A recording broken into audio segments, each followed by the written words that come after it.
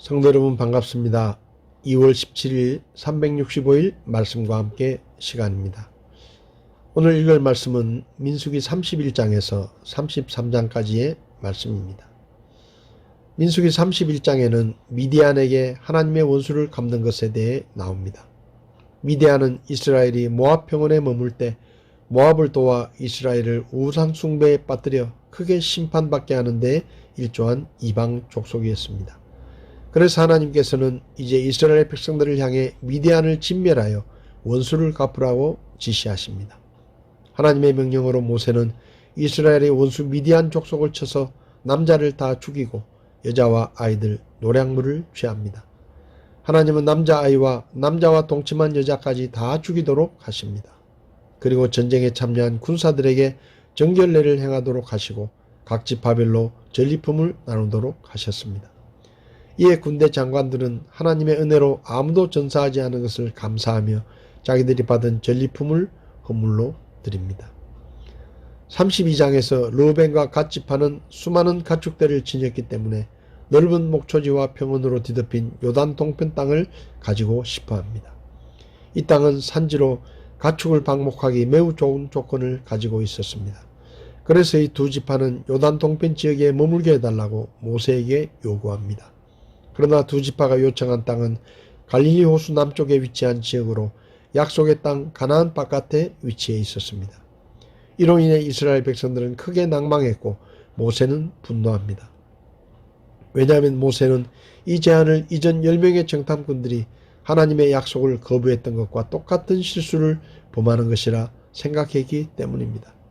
그러나 르우벤과 갓 지파가 다른 지파들이 가나안을 완전히 정복하기 전에는 자기들의 기업을 받지 않고 정복 전쟁의 선두에 서겠다고 수정 제의하므로 모든 지파가 동의하고 모세가 이를 허락하여 요단 동편을 그들에게 기업으로 줍니다.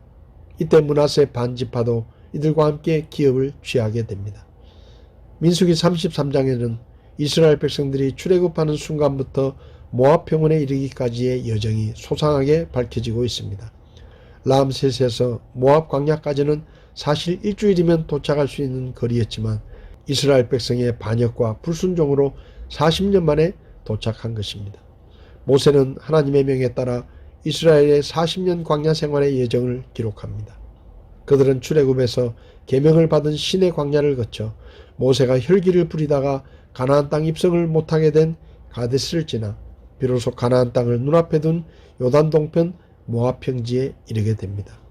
하나님은 모압 평지에 도착한 이들에게 가나안 거민을 몰아내고 우상을 멸하도록 명하시고 각 지파에 따라 기업을 나누도록 하십니다. 이스라엘은 이집트에서 일주일이면 갈 수 있는 가나안을 그들의 불신과 불의로 인해 무려 40년 만에야 도착하게 되었습니다.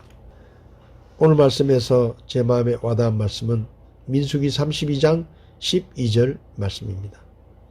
다만 그나스 족속 여분네 아들 갈렙과 눈의 아들 여호수아는 그곳을 보리니 그들은 주를 온전히 따랐느니라 하시고, 본문에 나오는 갈렙은 가나안 초기 원주민인 그니스 족속 출신의 이방인이었습니다.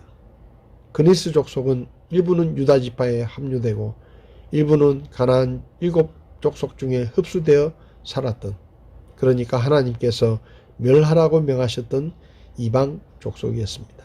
갈렙은 그니스 사람이었지만 유다 지파에 합류되어 이스라엘의 백성이 되었고 유다 지파의 수장이 되었습니다. 그것은 이스라엘은 혈통의 사회가 아니라 언약으로 이루어진 사회이기 때문이었습니다.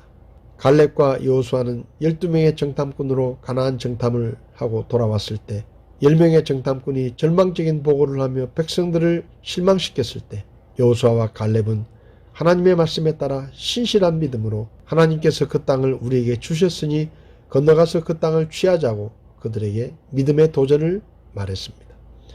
그러나 이스라엘 백성들은 10명의 정탐꾼의 말을 믿고 여호수아와 갈렙의 말을 믿지 않았습니다. 그러나 하나님께서는 그들의 보고를 들으셨습니다. 그래서 10명의 정탐꾼은 멸망했지만 갈렙과 여호수아는 약속의 땅에 들어가는 놀라운 축복을 누리게 되었습니다. 하나님께서는 갈렙과 여호수아가 온전히 주를 따랐다라고 말씀했습니다.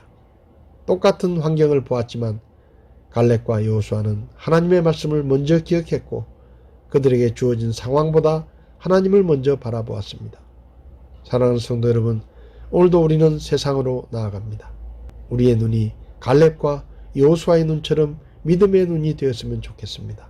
어떤 상황을 만나든지 어떤 형편에 처하든지 믿음의 눈으로 바라보며 우리와 함께 하시는 하나님을 바라보고 하나님께서 우리를 도와주시면 우리는 어떤 상황에서도 승리할 수 있다는 확신을 가지고 오늘도 하나님의 말씀에 순종하며 하나님께서 이루실 일들을 기대하는 마음으로 설레이는 마음으로 우리의 삶의 현장에서 하나님의 뜻에 순종하는 저와 여러분들이 될 수 있기를 바랍니다. 2월 17일 365일 말씀과 함께 오늘도 함께 해주셔서 감사합니다.